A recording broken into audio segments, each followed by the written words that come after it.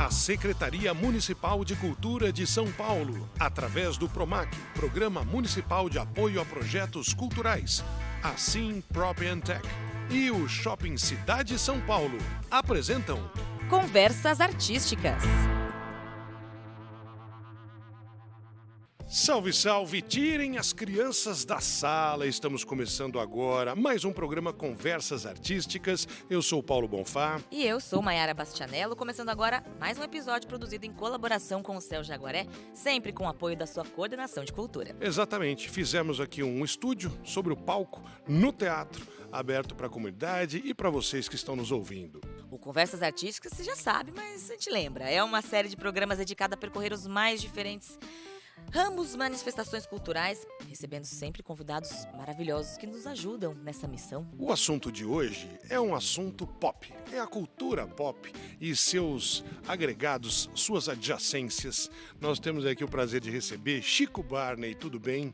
Tudo ótimo, uma honra estar aqui com os senhores, muito obrigado. Eu pergunto, como é que você define hoje o seu trabalho? Você é um crítico de arte, você é um jornalista cultural especializado no mundo pop, como é que você hoje acha o seu espaço e explica o seu espaço para as pessoas? Você é um vidente de reality shows? Vou além, hein? Cara, é difícil isso mesmo, porque acho que eu vejo um valor cada vez maior nesse mercado, assim, né, de pontos de vista, né? Então, eu não sei se é exatamente um crítico, mas eu tento oferecer um olhar sobre sobre outras produções, sobre o que está sendo feito, enfim, na cultura e no entretenimento, assim. Eu não me considero um crítico, né, no sentido clássico, sentido formal, de alguém que, né, vai lá e destrincha os meandros do negócio e tal, mas eu acho que é oferecer uma leitura, um ponto de vista a respeito do que está sendo produzido. E que chegue muita gente, né? A sua audiência é bacana, a interação e as pessoas, elas acompanham aquilo que você escreve ou fala, né? Mas qual é a tua formação e como é que você veio parando para isso? Suas influências, elas já vêm desde antes de ser um trabalho? Foi muito por acaso, assim. Eu sou publicitário, na verdade. Trabalhei a vida inteira, até pouco tempo atrás ainda estava em agência, assim, lidando com produção de publicidade mesmo. Só que no paralelo, eu sou da primeira geração de blogueiros do Brasil. Assim, desde 2002, eu com, sei lá, 19, 20 anos, resolvi montar um blog para comentar as coisas que eu estava assistindo, que eu estava consumindo, e meio que instintivamente fui, sei lá, criando um jeito de comunicar ali, de estabelecer isso antes de Twitter, isso antes de qualquer coisa. E aí, enquanto tinha minha carreira formal de publicitário, fui também, como hobby, né, como uma válvula de escape ali, construindo isso, e acabou que isso meio que engoliu o resto. Assim. A gente dei sorte, na Você verdade. não é o primeiro que nos fala, eu estava numa carreira, vamos dizer, mais ou menos próxima de alguma atividade cultural, porém, teve um momento que eu mudei. A gente tem engenheiro que virou pintor, mas você já estava trabalhando com a comunicação, que também faz um certo sentido, né, na hora de Sim. contar tal, mas vira e mexe você está lá escrevendo, suas referências passam por citar um personagem de história em quadrinhos, um longa-metragem do cinema, que estão lá no meio de um comentário sobre televisão. Isso fez parte do teu molho de consumidor? Sim, bastante. E eu sempre fui bastante agnóstico, assim, no consumo de cultura, assim. Sem preconceitos e sem... Cara, na minha casa, sei lá, minha mãe estudava Shakespeare com a TV ligada no Datena, sabe? É o suco do Brasil. Eu peguei muito isso, assim, de olhar para as coisas assim, muito... Eu nunca fui de uma turma direito, assim, sabe? Eu era o pagodeiro na turma de roqueiro, mas na turma de pagodeiro eu era o roqueiro. Eu nunca estava muito bem encaixado, porque eu sempre gostei... de transitar, ser mais generalista. De consumir bastante coisa diferente, assim. E acho que isso ajudou na formação de de um estilo, de um ponto de vista que fosse um pouco diferente do que estava sendo feito. Legal, né, Mayara? eu Porque acho- a gente, nesse espaço de educação, né, a gente tem recebido alunos para acompanhar gravações em vários horários e tem pessoas que estão nos ouvindo que estão também imaginando. Se eu fosse trabalhar, né, nesta área, poxa, perdi tempo, tinha que estar estudando alguma coisa. E Exato. o teu exemplo é, não, eu transitava, eu misturava, né, era menos formal ou acadêmico, né? E é uma coisa muito, eu acho muito interessante carreiras, né, as linhas de carreiras como pessoas, de profissionais como o Chico, que são assim, escrevo um blog, mas dá pra ganhar dinheiro com isso? Eu não vou conseguir ganhar dinheiro com isso. Mas eu escrevo lá no Twitter, no X, sei lá eu, mas o Twitter não paga. E aí, como é que eu vou tirar dinheiro de uma coisa que eu amo fazer? Então, queria que você falasse um pouquinho dessa trajetória, de a partir de que momento você conseguiu viver disso, né? Viver do que você ama, porque acho que deve ser o sonho de acho não, é o sonho de muita gente fazer o que o Chico faz. Pô, o Chico assiste desde reality show, que muita gente fala, nossa, você assiste reality show, não agrega em nada. E é divertido, a gente ama. Reality show, desde de filmes mais cabeça, de universo Marvel, de DC, e aí ele vai... Eu estraguei todos os meus hobbies. Transformei trabalho. todos em job. Tudo virou trabalho. Como que você passou a monetizar isso? E quando que começou a virar um trabalho de verdade? Por conta... Claro, acho que é uma situação muito privilegiada, assim, porque eu pude construir isso sem pressa, sabe? Eu tinha o meu emprego, eu tinha a minha vida que bancava o tempo livre que, eu gosto de escrever isso e vou escrevendo e vou construindo isso. E, porra, eu fiquei mais de 10 anos sem ganhar nada e sem pensar em ganhar nada, na Mas verdade. você também não parou, né? Mas não parei. Você manteve a tua atividade. E isso não foi eu não ganhava diretamente, mas por conta desse trabalho que eu fazia no meu blog, antes de existir Twitter e tal, eu, por exemplo, eu vim para São Paulo trabalhar numa agência por conta desse blog. Você foi encontrado Fui e convidado Exatamente. para uma vaga a partir do que você estava fazendo Exatamente. paralelamente. Então eu tô há 15 anos em São Paulo por conta desse blog que na época não gerava uma receita, né? Não era uma profissão que me gerava nada, mas que ajudou no meu trabalho como publicitário. Agência de publicidade, né? Pra quem tá Publicidade, nos de ouvindo, publicidade, o que você isso. fazia na agência? Você era redator na agência, né? Eu era redator e aí, lá em 2008, a agência que eu vim pra cá era uma das primeiras que estava começando esse papo de conteúdo, de rede social e tal. Então, foi uma maneira ali, né, de me conectar às pessoas. Assim, né? Tinha gente fazendo esse trabalho que olhou pro que eu fazia e achou que tinha um match e realmente teve. Mas daí eu continuei em agência e continuei fazendo isso em paralelo, assim, durante muito tempo. E aí em 2015 começou a ter uma virada que eu comecei a escrever profissionalmente. Assim, Se publicar contratado por um publicar, portal, por um veículo. Exatamente. Eu comecei freelando pro UOL, escrevendo só durante o período do BBB. O freelando, galera, é quando é um trabalho pontual, né? Ele não tem uma regularidade, uma carteira assinada, né? Chamado, olha, vai ter um projeto aqui, tem começo, meio e fim. Exato. Eu continuava na agência de publicidade e tudo, mas comecei a fazer esses trabalhos pro UOL. Eu sou muito chato e muito insistente, ficava, durante o ano ficava mandando coisa também e tal. E aí em 2017 eles me convidaram para ter uma coluna Um espaço fixa. fixo. E aí tô lá desde então. Só que dentro desse processo, né, eu escrevi uma coluna e aí a internet foi evoluindo muito nesse período, assim, né? E eu sou um cara extremamente tímido e tal. E aí eu percebi em 2019, me chamaram para fazer um podcast também lá, com o Maurício Sticer e com o Flávio Rico. E aí eu comecei a fazer e eu preciso melhorar nesse negócio aqui. E aí eu, por conta disso, com a experiência que eu tinha do exercício de fazer sempre os textos que eu fazia para mim mesmo e tinha construído minha audiência ali e tal, eu falei, eu preciso replicar isso de alguma maneira em vídeo, porque eu sei que é para onde está caminhando O consumo do conteúdo, né? E é uma coisa que eu, por mais que eu não soubesse, não sei fazer direito, é um negócio que eu gosto. E aí para exercitar, o blog que eu montei em 2002, eu montei um canal no YouTube em 2020. para exercitar mesmo, para conseguir fazer. E aí, nessa trajetória, Chico Barney é o nosso convidado, né? Você consegue localizá-lo em vários espaços digitais, né? Comentando às vezes de forma curta em texto. Você montou o seu canal no YouTube, você está lá no UOL, Universo Online, né? Maior provedor de conteúdo de internet formal, né? No Brasil. Você sentiu narizes torcidos à medida que você foi ocupando esse espaço? De pessoas que eventualmente faziam a crítica clássica do teatro, a crítica clássica do cinema, a crítica clássica da televisão, a crítica clássica da música, porque são áreas que ferem suscetibilidades, vamos dizer assim, né? As pessoas têm egos, se incomodam e também pararam no tempo às vezes, né? Não acompanharam as mudanças da sociedade e da tecnologia. Cara, se teve, eu não chegou até não você. chegou em mim, assim, tudo que eu recebi, assim, de todo mundo que eu conversei e tal, foi muito acolhimento, assim, das pessoas entenderem que era um ponto de vista diferente, uma maneira diferente para fazer, mas que não tipo, atrapalhava o de ninguém, assim, né? Então, eu acho que... Você criou um novo espaço, talvez. Fique essa sensação de que era um espaço que não existia, você foi lá e ocupou, e os outros continuaram tendo os seus próprios espaços.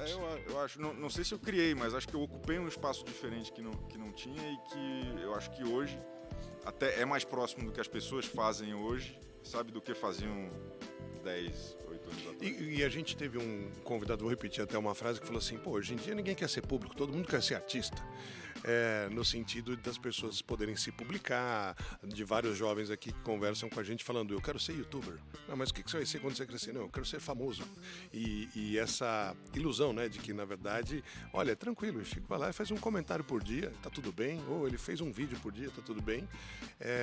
Como se isso não demandasse tempo, dias úteis, horário comercial, horário fora disso, porque olha, é um negócio noturno, putz, eu vou no final de semana, vou acompanhar um evento, vou acompanhar uma...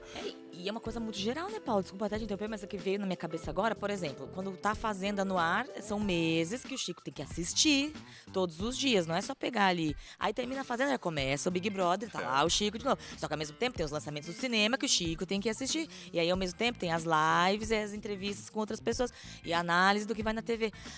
Ai, cansa, né? É um trabalho pesado mesmo, né? Não, é puxado, assim, e eu acho que cara, é como qualquer outro trabalho, né? No final das contas, tem ali o teu esforço, a tua dedicação para conseguir entregar o que precisa ser. E tem acho que hoje tem pelo menos sei lá, uma oportunidade, uma possibilidade, que é a resposta do público, né? Que é sentir isso, a temperatura do que está sendo produzido em tempo real. Né, de um jeito que nunca teve. A resposta é imediata, né? Você postou alguma coisa, já tem alguém comentando na sequência. A resposta é imediata, assim. E claro, tem um monte de dificuldades dentro disso, porque hoje todas as redes trabalham com algoritmo, que são caixas pretas que ninguém sabe direito como funciona, como não funciona. O critério tecnológico de para quem vai entregar essa postagem feita agora, nesse dia, nesse horário. Mas tem uma coisa que todas essas plataformas dizem e que a experiência mostra, que assim, a resposta é sempre a consistência. E a consistência é a chave para o sucesso de todo mundo que é bem sucedido em algum âmbito, vai chegar e vai falar, é a consistência, eu fazia sempre, eu repetia ao máximo. E eu acho que é essa entrega. Já um exemplo interessante e não único de você tem que fazer, tem que começar, tem que insistir, tem que olhar o que os outros estão fazendo, né? Você falando da tua trajetória, eventualmente você estava em outra profissão, que era o teu ganha-pão, como é que eu me sustento, como é que eu toco o negócio em paralelo, e você tem uma questão da linguagem que acho que também é um diferencial de ser um cara muito bem-humorado. Acho que algumas pessoas talvez tenham até dificuldade em perceber algumas ironias, mas a tua linguagem talvez aproxime o público por conta de ter aí um deboche às vezes, né? Uma coisa mais escancarada num momento, nem tanto no outro. Você se policia para trabalhar assim? Ou isso é o personagem Chico Barney? Ou isso é o Chico natural? Putz, não faria de outro jeito. Cara, no final das contas é o que eu sei fazer. Assim. Eu não consigo muito fazer de outra forma. Acho que foi uma coisa que eu fui exercitando, fui encontrando minha voz assim. E é engraçado porque tinha muita confusão quando eu só escrevia. Assim, as pessoas às vezes pegavam um ar diferente, ficavam muito mais nervosas. E aí quando eu comecei a falar também, as pessoas entenderam, não, ele é só um idiota. Você diz Aí não leva a assim, sério. A pessoa não ficava mais ofendidíssima. Não ficava Puxa, mais tão falou ofendida. mal do meu trabalho. Agora não tem como não lembrar, né, do meme histórico que vai para a enciclopédia do pop brasileiro, que é o dia que o Chico ajudou a divulgar um termo maravilhoso, né? A Globe. A Globe. Né? Que assim, ele não se aguentou, tava entrevistando ali uma ex-participante de reality ali, o pessoal da técnica aqui dos bastidores dando risada. E ela falou assim, não, eu tenho um projeto muito grande aí vindo, que inclusive é uma TV chamada Globe. Aí você olha o Chico, que é um videocast, né? E o Chico não se aguenta. E não é uma questão de desrespeito, é que foi muito engraçado. E foi uma coisa muito legal, porque repercutiu. Desde Milton Neves postou aquilo, falou, o Chico Barney é sensacional. E aí o pessoal da Globo também adorou e tal. Aquilo é o Chico, é o cara que não consegue se segurar quando ele ouve um negócio desse. Porque se não fosse, não seria você, né? E acabou ficando, a moça ficou até ofendida na época e tal. Mas a gente amou, tá, Chico? Foi maravilhoso. Cara, aquele vídeo é um surto coletivo, cara. Surto coletivo. Porque, foi um sucesso muito grande, assim, no meio da pandemia. A Alana é uma humorista. E as pessoas não conheciam direito ela. Assim. Daí quando viralizou, ela era doida da Globo. Só. Eu tinha chamado ela, daí a gente tava fazendo uma entrevista ali de sacanagem e tal. Só que, tentando manter o personagem. Eu conversando sério com ela. Só que Ou seja, para as pessoas que não sabiam, era uma armação. Era uma armação, era uma entrevista pensada para ser algo... Só que a gente não tinha roteiro, não tinha nada, ela foi inventando as coisas ali. Daí quando ela meteu... eu vou sair da Globo para fundar a Globo. Globe. Porra, eu passei mal de rir aquele dia. E aí é engraçado, porque hoje, mais de 2 anos depois, toda semana, pelo menos 10 vezes, me marcam nesse vídeo no Instagram, no TikTok. Chico Barney. Ou quando eu apareço em algum lugar, assim, o careca da Globo aí. Prepare-se, porque eu sou marcado em vídeos do Supla jogando bola no Rock Go Puxa em 1997. Não, as pessoas veem ele aqui, as professoras do céu já gritam os bordões e tal. Mas é legal porque você vê, por causa de um meme que fez muita gente rir e muita gente ficava, mas será que é verdade? Será que ela ficou ofendida? Será que não ficou? Ela mesma, né, a Alana, cresceu bastante também, né? E aí virou um meio de trabalho pra ela. E as pessoas às vezes não levam muito a sério e acham assim, isso não é trabalho, né? Poxa, mas você comenta Big Brother, mas você comenta... Poxa, e é um trabalho que inclusive eleva muitas pessoas, descobre novos talentos e fomenta uma indústria muito grande. Que era isso que o Paulo estava falando antes, né? Não é só o Chico Barney que está ali aparecendo, é uma cadeia de pessoas que trabalham diretamente com você e pessoas que são impactadas pelo seu trabalho e passam a trabalhar e ter mais espaço por sua causa, né? Isso que eu acho bacana. E acho que a gente trabalha muito, né, em torno das nossas comunidades ali, né, da galera que a gente constrói como uma base ali de telespectadores, de leitores, do que for. Mas tem momentos que furam a bolha que também são muito interessantes, porque é um impacto novo, né? Tu tá chegando para uma galera que não tá acostumada com o que tu fala, com o conteúdo, como tu aborda. E aí tem esse choque que é interessante, que tu ganha pessoas novas, né, que vão acompanhar o teu trabalho a partir dali. E também gera aquela estranheza, quem que são esses caras aí e tal. E hoje, pelo modelo de distribuição, assim, do conteúdo como um todo, a gente não tem mais... por mais que, claro, a TV aberta é muito grande, a rádio é gigante, mas não tem mais tanto aqueles pontos de convergência. Qualquer tão pessoa grande. sabe desse assunto, porque... Não tem mais todo mundo falando do mesmo assunto. Não é mais a novela, não é mais o jornal. Né? O Big Brother, eu acho que ele ainda é o último que comove muito as pessoas. É a última fogueira que muitas... É interessante te ouvir falando isso, porque a gente ouviu de diferentes formas a mesma preocupação de roteiristas de séries e de cinema, a mesma preocupação na parte de produtores musicais e cantores e compositores, em dois aspectos. O primeiro é que se eu vou falar sobre um tema, ou se eu vou escrever um texto, ou um comediante de stand-up vai fazer uma piada, ele não tem mais a certeza de que todo mundo que está no teatro vai saber quem é o personagem, ou qual é o fato, ou qual é o filme, né? Porque temos hoje muitas opções diferenciadas e divididas. E a segunda coisa que eu queria provocar aí para entender a tua opinião é que vários diferentes perfis artísticos aqui nas nossas conversas colocaram a questão da mudança de hábito do público pela instantaneidade. Então isso vai desde o compositor que fala, não, a gente está fazendo o refrão mais cedo na música, porque a pessoa não ouve inteira, então é capaz dela desistir antes de chegar no refrão, veja que ponto chegamos. E o produtor audiovisual falando, não, nós temos, antes do trailer do filme, nós estamos fazendo o teaser do trailer, que é pá, pá, pá, pum, para a pessoa assistir o próximo minuto. Ai, que desespero que me dá. Então, porque senão é capaz dela desistir, porque ela está no computador, está no smartphone, ela está num tablet, ela está num lugar que ela pode sair a qualquer momento. Ela não está parada dentro da sala do cinema ou ela não está em frente à tela da TV. Se pensa que seu texto tem que captivar na segunda frase, que a sua fala no vídeo tem que pescar todo mundo antes. A gente tá meio que vendo a morte do setup, né? Não tem mais aquela preparação para falar alguma coisa, tem que falar. Os programas estão começando sem vinhetas. Exato. A vinheta, na verdade, passa lá os créditos, nome dos atores, nome do diretor, do produtor, do autor. Eventualmente o cara começa a série, o filme, e depois de um tempo ele coloca isso lá no meio. Você tá no início, você pode pular, né? Tem a opção pular a abertura. É uma loucura. Mas, só que ao mesmo tempo não tem muito como brigar contra isso, né? Porque é a realidade das coisas como são e principalmente a geração mais nova, assim, nem conhece outra coisa.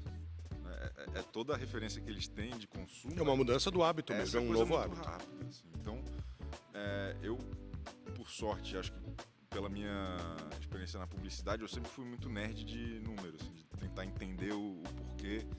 E aí, logo que eu comecei tanto a escrever no UOL, fazer os vídeos no YouTube e tal, eu fui tentando entender... Você é um cara que olha as estatísticas, as métricas, que horário que é melhor ter um conteúdo no ar. Nisso, assim, E aí, entendendo um pouco melhor isso, assim, o corte de uma live, eu sei que eu tenho que começar já de quem que eu tô falando mal. Se eu for preparar pra quem...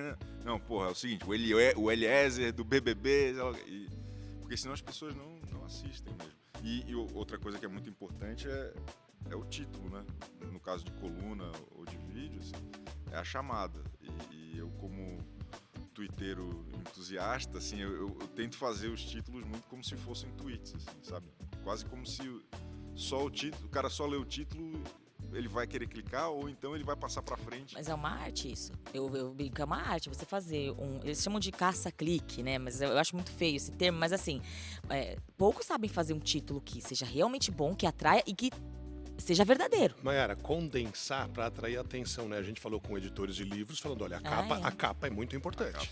Às vezes até o título é mais importante que a capa, né? O título do livro também, batizar o livro, porque de repente a pessoa ela tá comprando numa loja física, lá dentro da livraria, ou ela tá online e ela vai vendo o nome e fala, esse aqui nem vou ver o que é, porque o nome já não... parece estranho para o meu gosto, ou para minha vontade, ou para aquilo que eu estou buscando, né? E é importante, acho também, Mayara, a gente, quando fala de muitas linguagens culturais diferentes, né, a gente ressaltar a necessidade que as artes, em geral, têm também de se aproximar dos diferentes públicos. Então, falar sobre cultura pop, que está ancorada eventualmente em quadrinhos, né, histórias em quadrinhos e não literatura clássica. Que está ancorada em filmes no cinema, que talvez não sejam os filmes de arte, mas são blockbusters de gêneros diferentes, o terror. Muita gente vai assistir um filme de terror. Tem várias técnicas empregadas lá que são todas elas artísticas, mas às vezes as pessoas falam, não, isso é entretenimento, isso não é cultura. E a gente vê que, na verdade, é o inverso, né? Quando você está aqui num espaço mais periférico e, poxa, o funk saiu da rua e agora ele está nas festas do centro. Você entende aí que o teu trabalho ele vai ficar pulando de acordo com o interesse do público ou você vai ter que ter uma especialização em algum momento, porque é muita coisa para falar a respeito e você mesmo também não vai conseguir acompanhar? Eu meio que faço um filtro assim, muito em cima das coisas que eu tenho interesse. Assim, eu fui entendendo também, por exemplo, nessa questão que a gente estava falando da TV. hoje tem muita produção diferente saindo com públicos muito nichados, assim, e daí nem sempre eu consigo acompanhar tudo, nem sempre eu tenho interesse em acompanhar, faz sentido. Então eu tento ver qual é o meio ali entre as coisas que me interessam e que eu acho que eu vou ter algo a dizer e as coisas que o público está acompanhando. Nesse processo, mais ou menos, que eu fui indo muito para a história de reality show, que é um negócio que eu amo e que é um negócio que, tem uma reverberação muito grande. Então, muito das pessoas falarem, o Chico Barney fala de reality show muito mais do que o Chico Barney fala de TV hoje em dia. E foi meio que de caso pensado, assim, eu fui indo para esse caminho. Sobre as outras coisas de cultura pop, assim, acho que é a mesma coisa. Eu gosto muito, eu tenho mais quadrinhos do que minha casa comporta, inclusive. O quadrinho, você diz, o gibi, a graphic gibi, novel, o impresso, o gibi, né? Eu sou maluco por isso. Assim. E aí, naturalmente, as coisas que mais fazem sucesso no cinema e tal são os filmes que são adaptação e tal. Então eu falei, esse aqui é um campo natural que eu vá me sentir bem de falar e que eu vou ter alguma coisa a dizer. A autocuradoria foi empírica, foi diante do teu caminhar que você falou, aqui eu gosto, ajuda, porque como eu gosto, eu conheço mais, eu acompanho, vou me dedicar. Exatamente. Então, e aí são universos que eu tô inserido no público, sabe? Eu não sou só o cara que tá ali olhando para falar ou para detonar, que acho que é uma... Eu pelo menos vejo como uma evolução também nesse tipo de cobertura, porque, 30 anos atrás, o cara que escrevia no jornal sobre TV, ele tinha nojo de TV. Ele era, às vezes, o cara que não tinha conseguido a vaga de crítico de cinema.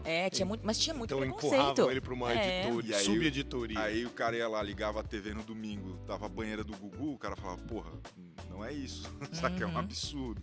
Mas se sou eu 30 anos atrás e ligo e tá a banheira do Gugu, eu falo, caramba, é o melhor dia da minha vida. Então, o que está acontecendo nesse momento agora. Então, e aí é uma diferença de olhar e de filtro, que é o de, eu acho, de estar inserido para quem aquele produto é feito. E acho que isso muda totalmente a lógica de como, sabe, não é criticar e analisar como um fã, mas é também, sabe? Mas também... é o que a minha audiência quer ouvir, tipo, mais ou menos isso? Não o que quer ouvir, mas entender por que aquilo existe. Sabe? Porque tem gente acompanhando, assim como tem gente que frequenta espetáculos musicais de um gênero e de outro não, porque eu gosto de sertanejo e você gosta de samba e eventualmente... Aí vai levar o jornalista que é, sei lá, que cresceu ouvindo Pink Floyd, sei lá o que, vai botar ele no Caldas Novas Country. O cara vai chegar lá e vai falar, isso não fala comigo, ele vai analisar tecnicamente, é o que ele vai conseguir, assim. Mas se alguém que tem essa vivência e tem esse interesse genuíno, vai saber de é muito mais rico. É um valor que eu vou dizer que talvez seja uma sensação de pertencimento que traz mais uma verdade ali de quem acompanha, ou de quem gosta e quem tem afinidade. E aí eu nem acho que por isso a pessoa vai falar só bem. A pessoa vai inclusive criticar com mais ferramentas e com mais autoridade, porque ela tem a bagagem do que é bom dentro daquele universo e do que é ruim, ou enfim, vai fazer diferença. E essa questão agora de ter uma notoriedade, né? Então as pessoas te reconhecem eventualmente, o Chico Barney, eu vejo ele falando ali. O careca da Globo. O careca da Globo, Então, como você mesmo já tem até um crachá, né? O careca da Globo, do meme, você começa a ser convidado para eventos, as pessoas passam a te colocar num espaço de divulgação em que, seria interessante que este profissional que está lá, que fala de vários assuntos que interessam para várias pessoas, falasse da gente também. E aí eu estou dizendo falar, não estou dizendo nem apoiar, ressaltar ou avacalhar, porque o cara me convida para um evento que eu posso achar ruim. Ou eu vou lá na coletiva de imprensa do lançamento do filme. Às vezes você vai que você quer ver o filme, às vezes você vai porque você precisa saber o que os caras estão fazendo e como é que vai ser o assunto. E às vezes você simplesmente tem que selecionar. Não, esse evento eu não vou, esse assunto não cabe. A tua pauta e a procura, né, das divulgações, que é um problema para vários artistas, como é? Você tem esse, entre aspas, assédio de agenda de Chico, vamos lá, Chico vem aqui, Chico, olha, tem um convite? Tem, eu sou, me convidam para estreia de filme, tava essa semana na coletiva de imprensa do ressurgimento do Soweto. Da banda Soweto. Da banda Soweto. Dos anos 90. Que inveja. A nostalgia. Então, e você compareceu ao evento? Claro, sou fã de carteirinha. Mas daí eu acho que eu vou muito no... O meu filtro acaba sendo esse anterior que eu tava falando de, cara, quais são as coisas que me interessam, que estão sendo faladas, que é legal ter um olhar sobre isso e tal. É um pouco nesse sentido, assim, é sempre, né, buscando coisas que façam sentido pra minha linha editorial, né, pras coisas que eu falo. E aí eu tô pensando aqui, né, sabe o perrengue chique? Né? O Chico vive esse perrengue chique do tipo... Ai, que saco, mas de novo estão me chamando pro lançamento da DC no cinema, VIP, tudo de graça, com pipoca à vontade. Poxa, mas daí tem no mesmo dia, tem ali o lançamento da volta da Kubanacan. Poxa vida, que saco, né? As pessoas não param de me chamar. É muita coisa para fazer. Não é tanto assim. E agora eu quero aproveitar a sua qualidade de vidente, né? Essa sua, uma coisa que é só sua de vidente, e falar um pouquinho de mercado de reality show, que é um mercado que emprega muita gente, né? As pessoas não têm ideia de quanta gente está envolvida para fazer um Big Brother. É né? ótimo falar disso, né, Mayara? Porque a gente tenta dar dimensão ampliada das atividades e para trabalhar com arte e cultura, não necessariamente você precisa ser o artista, ter o microfone na mão, estar na frente das câmeras ou subir ao palco. E aí muita gente fala assim, mas o reality show não é cultura. Não é um produto cultural e etc. E tal. Independente dessa discussão filosófica, para produzir o reality show, você tem que ter o cinegrafista, o técnico de som, o técnico de luz, o diretor, o roteirista, o fotógrafo, E é gente, a figurinista. 24 horas, então que tem que são- ter 3, 4 equipes das mesmas pessoas, E né? são os mesmos profissionais que também são utilizados na hora de produzir uma série, um filme, etc. Porque também precisa ter o iluminador, o fotógrafo, o cara do som, o figurino e por aí vai, né? O pessoal de ação publicitária também, né, Bonfá, que vai colocar ali, enfim, o que vai vender. Mas o que eu queria mesmo te provocar qual futuro você vê nisso? Cada vez a gente vai ter mais realities, as pessoas estão se cansando desse modelo, porque Big Brother é uma coisa que estourou por muitos anos, ainda dá muito dinheiro, mas sim, a audiência tem caído um pouco, às vezes até o buzz tem caído um pouco, pelo menos eu tenho percebido, né? A Fazenda também, né, tem caído um pouco. Qual que vai ser o desafio de quem produz reality show a partir de agora? É nichar, fazer ilhados com a sogra? É o casamento às cegas no streaming? Que futuro você vê para reality show? Até porque, para quem está nos ouvindo e quer eventualmente um dia trabalhar nisso, não é tão difícil, né, Bonfá, você conseguir trabalhar numa produção dessa, né? Dá para você entrar, não é tão difícil. Qual o futuro que você vê? Eu acho que esse gênero reality show, ele tá tão estabelecido aqui no Brasil quanto a dramaturgia, assim. Ele é uma parte fundamental da grade das emissoras e é uma parte fundamental também dos produtos de streaming, assim. O público brasileiro tem um fanatismo por esse tipo de programa muito forte. E o que eu vejo que está acontecendo, assim? Eu não acho que sejam os reality shows que estão caindo de audiência ou de repercussão. Eu acho que é a TV aberta que está passando por um novo processo. E os reality shows são justamente o contrário. São os programas que conseguem ainda furar essa bolha. E conseguem ter uma repercussão na internet que a novela não tem, que o jornal não tem, que o programa de auditório não tem. Então, pelo fato desses reality shows maiores, né, o BBB e a Fazenda, serem 24 horas, serem durante 3 meses, ter ali uma galera que acompanha aquilo o tempo todo, né? Por mais que não vá ser o topo de audiência todos os anos, ele é o topo de repercussão todos os anos. E que vale dinheiro, né? Quando a repercussão é mais baixa do que no ano passado, ainda assim, a novela provavelmente foi a repercussão mais baixa que a novela do ano passado. Então são ondas que acho que vão mudando, assim. Muitas vezes já o BBB parecia que não tinha mais para onde ir e daí tem uma mudança que, bombou no ano seguinte. São ondas. Eu acho que não é uma linha que subiu, desceu e acabou. É meio que cíclico, assim. E com as plataformas de streaming tem essa outra vertente ainda, que lá nos Estados Unidos é o que eles consomem mais, que são esses reality shows mais curtos, com um tema específico, totalmente pré-gravado, tipo Ilhados com a Sogra, Casamento às Cegas e tal. 90 dias pra casar. 90 dias pra casar. Pô, lá tem canais só disso. Né? Bom, já assisti todos. E aqui agora tá muito forte isso como produção, né? Então tem muitas produtoras fazendo isso. Tem uma necessidade, inclusive, de criação de formatos, porque muitos desses programas funcionam 2 anos e aí precisa substituir por outra ideia. Por um novo formato, né? Então, acho que é um mercado tanto da área técnica quanto da área de criação mesmo, criativa, de ideia, que é fundamental, assim. E acho que o futuro me parece positivo. Assim. É a escolha, talvez, Mayra, se me permite, é a escolha também do espaço, no sentido de com quem eu quero falar, qual que é a expectativa que eu tenho de retorno, como quando um diretor de teatro fala, eu sei que essa peça não adianta ir para um teatro de 600 lugares, porque eu vou ter um público definido, que é melhor eu ter 250 pessoas em todas as apresentações do que metade da sala vazia em todas as apresentações, porque eu estou buscando um perfil de público que eu já sei que é um público específico. Engajado, né? E tem uma relação diferente com o conteúdo. Quando a gente fala sobre o sentido da composição musical e vai para a música erudita, que aí ainda tem uma questão, né, uma barreira que as pessoas acham que aquilo não é para elas, porque elas não compreendem uma orquestra ou uma ópera. Aí é um caminho inverso, né? Os produtores estão tentando falar, não, venha assistir.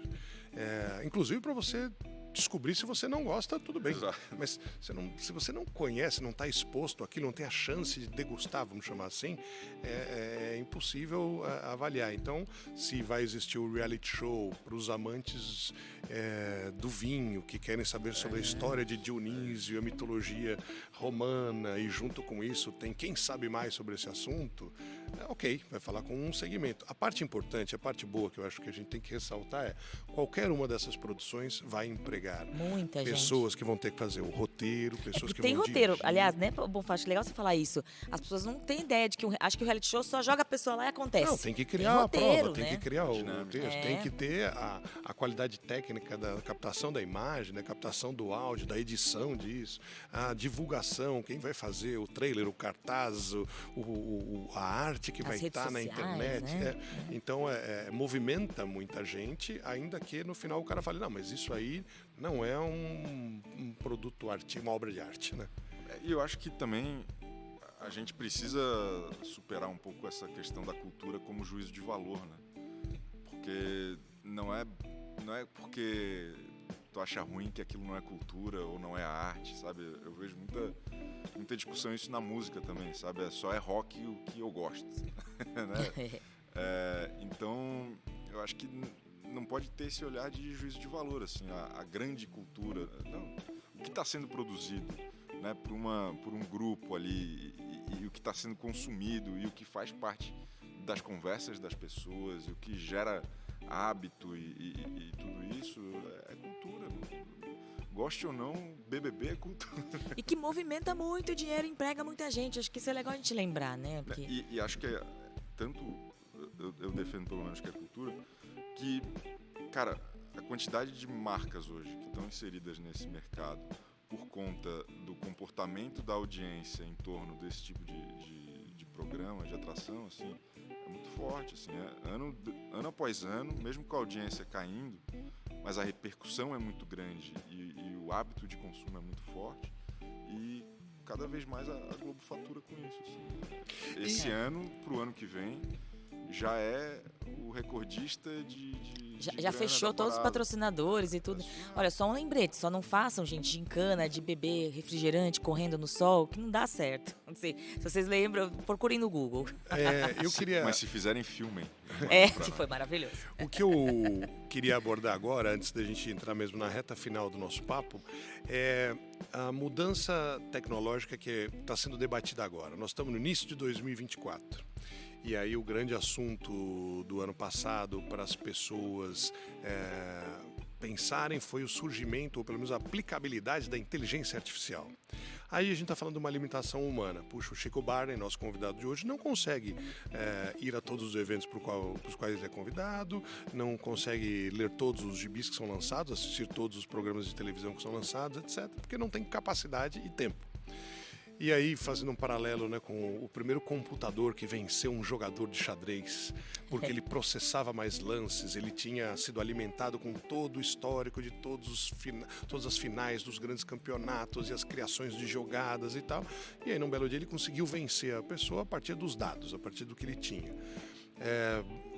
Talvez não vá nunca existir uma capacidade assim, mas se eu tivesse uma inteligência artificial acompanhando todos os programas e fazendo o arquivo disso e que pudesse devolver isso, falar, olha, isso já aconteceu 2 vezes, olha, teve uma coisa em Portugal que aconteceu assim, assado. Isso vira uma ferramenta de trabalho, na tua opinião, ou isso vira uma concorrência? Eu vejo hoje, cara, a informação pura e simples, ela virou um commodity. A apuração disso é muito importante. Commodity, para a galerinha entender, né, são aqueles produtos que eles não dependem necessariamente de uma marca ou de um trabalho associado de transformação. É o minério de ferro, que várias mineradoras podem minerar e sai o mesmo minério de ferro. Exato. Ou é a soja, que independe da fazenda, se ela cumprir ali o requisito e colhida na hora certa, ela é soja, né? Exato. Tanto faz de onde ela veio ou quem que é o dono da soja. É soja. Exatamente, porque a notícia que foi lá apurada, aconteceu em Brasília, não sei o quê. Ela é uma só, todo mundo Ela tem. saiu no Estadão, ela saiu no Globo e 2 minutos depois ela está em todos os Instagram de fofoca que existem. Então, tanto faz de onde ela veio. A grande questão, que acho que precisa, e é o diferencial para quem quer trabalhar em comunicação nesses próximos anos, é o ponto de vista. A opinião. É como que eu processo aquele acontecimento, qual a leitura, qual que é o direcionamento intelectual daquilo para oferecer alguma coisa além só do que aconteceu. Porque o que aconteceu está posto e todo mundo vai falar a mesma coisa, todo mundo está falando sobre aquilo. Qual é o olhar, né? Então, no sentido da inteligência artificial, eu acho que ela é uma ferramenta para deixar ainda mais né, rasteiro essa questão do dado, da informação, né, cada vez mais fácil, para dar ainda mais valor do ponto de vista e do olhar. Mas se eu sou um compositor de rock e quero ter uma banda emo, eu posso dar um comando para a inteligência artificial e me inspirar, me traga as 10 músicas mais tocadas do gênero emo na Inglaterra. E aí, provavelmente, essa pesquisa vai voltar em questão de segundos. Mas aí acho que é uma ferramenta, né? Sim. Né? Mas Só o que que tu vai fazer com isso é que é a grande parada. Pois é, porque eu posso nem ter ouvido essas músicas. Entendi. E aí eu sei o nome delas, eu sei quem fez, eu sei quando foi, sei quantas vezes tocava, ou quanto vendeu cada faixa, em quantos downloads, etc. E eu posso nem ser músico, inclusive. Daqui a pouco eu vou pedir, me faça uma música misturando esta melodia, esta harmonia e uma letra baseada num trecho de livro de um autor clássico. Exato. O risco é ficar um negócio totalmente sem alma, né? Que pode até virar ali um negócio, porque música também é matemática no final das contas, mas qual que é a aderência disso aos ouvidos e mente, né? Eu não quero ouvir o que a máquina tem a falar sobre um reality, eu quero ouvir o que o Chico tem a falar, eu quero ouvir o comentário sarcástico, eu quero ouvir o Chico, né? Tem uma música que o cara fala: computadores fazem arte, artistas fazem dinheiro. É meio que isso. Esse é um momento diferente, né? Eu quis trazer esse ponto de vista para você que está trabalhando na geração do conteúdo, mas que as pessoas perderam, talvez, como você mesmo mencionou, a referência da fonte, né? Então esta opinião, alguém pode pegar o que você escreveu e postar num espaço individual, numa rede social, copiando a sua ideia, copiando o seu argumento, você, eu acho isso e aquilo. E aí a importância também dessa consistência de quem é o teu público, de construir o teu público, de ter as pessoas que são a tua comunidade. Eu acho que hoje... Eles te defendem também. Te defendem e consomem, porque as pessoas não conseguem consumir tudo. O cara que vai copiar lá não sei aonde, ele pode até construir uma base ali dele e tal, mas eu vou ter a minha também, mas não certeza... tem essa migração... Que estão aos seguidores do Chico, assim, ei, esse texto é do Chico Barney, marca o Chico Barney. Como já vi acontecer várias com vezes. os fakes do Arnaldo Jabor. Que às vezes falava sim. e a pessoa escrevia um texto e ela estava escrevendo um texto sobre sofria muito com isso. olha, tem uma crônica aqui, tal, assinada Luciano Veríssimo. Isso aí não é Veríssimo, nunca não. fez. Mas era de alguém inspirado ou quase que plagiando, né, técnicas e argumentos, né? A galera fazia isso pra bombar nos e-mails, né? Pô, isso Exato. Quer corrente de impressionar. e-mail. Ainda mais coisa de coach, né? Tem que Também. explicar pra galera o que é corrente de e-mail, né? Não existe mais. Mas é quase como, eu não sei nem como classificar, se eu classifico como pirataria ou como plágio, ou as duas coisas. Os dois, Porque são coisas que ferem qualquer direito autoral e quem trabalha com arte e cultura basicamente depende, né, do reconhecimento do seu trabalho sempre. Tem muito nos stories isso, né? Bom dia, aí bota lá uma frase. Luiz Fernando Veríssimo. Putz, não, provavelmente não é, né? Eu gostaria que fosse, mas não é. Mas não é. Bom, eu Gente, gostaria que o tempo fosse maior, mas ele também não é, Mayara. eu ia falar isso agora porque foi um papo, assim, delicioso, inspirador também para as novas gerações, né?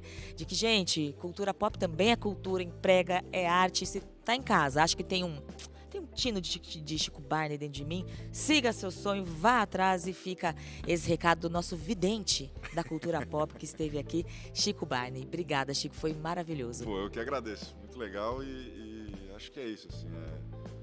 Acho que o segredo para tudo aí é ter essa consistência, estabelecer essa rotina de... Sabe, não é um dia que as coisas acontecem, acho que é uma construção de tempo mesmo. Valeu e obrigado a vocês que nos ouviram também. Continuem conosco, é uma questão de tempo. Apresentação: Secretaria Municipal de Cultura de São Paulo, através do PROMAC, Programa Municipal de Apoio a Projetos Culturais, Sim Prop and Tech e Shopping Cidade São Paulo. Você ouviu Conversas Artísticas.